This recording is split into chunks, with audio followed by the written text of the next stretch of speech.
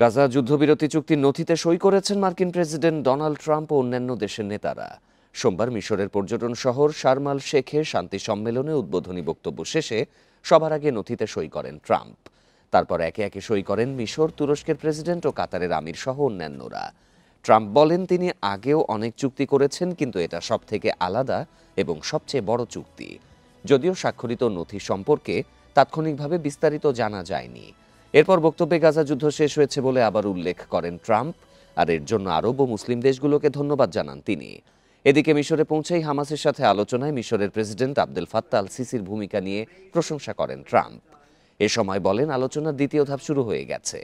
সম্মেলনে অংশ নেন ফ্রান্স, তুরস্ক, যুক্তরাজ্য, ইটালির রাষ্ট্রপ্রধান সহ 20টির বেশি দেশের নেতা। তবে আয়োজনে ছিলেন না ইসরায়েল বা হামাসের কোনো প্রতিনিধি। চুক্তি সই অনুষ্ঠানে উপস্থিত ছিলেন ফিলিস্তিনের প্রেসিডেন্ট মাহমুদ আব্বাস।